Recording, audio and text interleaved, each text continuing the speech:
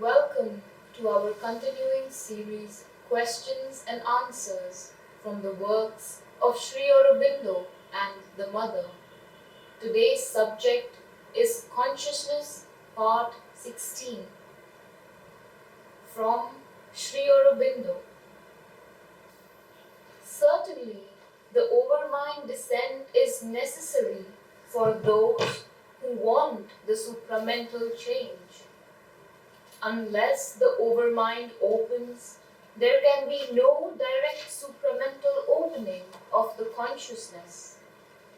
If one remains in the mind, even illumined mind, or the intuition, one can have indirect messages or an influence from the supramental, but not a direct supramental control of the consciousness or the supramental change. It is the experience of the transcendent planes as reflected on the higher planes of consciousness, overmind, etc., in relation to them. Just as one can have an experience of Sachidananda and these planes as reflected in the mind or vital or physical consciousness, so one can have it there, but on each plane it appears in a different way. Overmind experience comes when one rises to the overmind plane and sees things as they are on that plane, or as they look to the consciousness which sees the other planes from the overmind view. When one is in the mind, life, or physical plane, then it is the overmind influence that comes down and modifies the mind, life, or physical workings in greater or less degree according to the possibilities or the thing to be done at the moment. It is not the soul power as it is in its own plane, but works under mental, vital, or physical conditions. Its power is more subjective than objective. It is easy for it to change our view and experience of the object and our knowledge about it, but not so easy for it to change the object or its nature or circumstances or the outward state of things in that plane. There are no overmind dangers. It is only the lower consciousness misusing overmind or higher consciousness intimations that can make a danger. There are also no overmind falsehoods.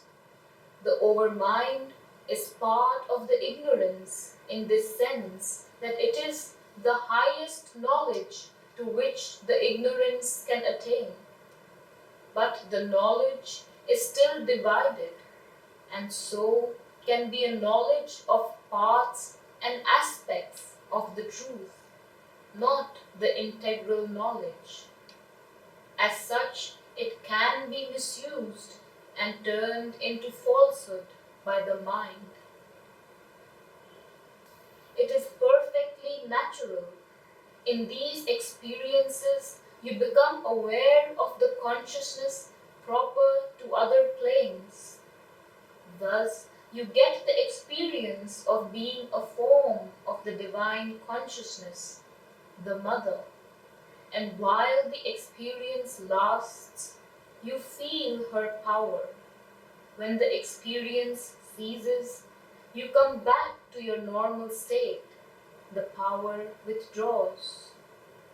These experiences are proper to the consciousness with the overmind knowledge, and they prepare it for transformation.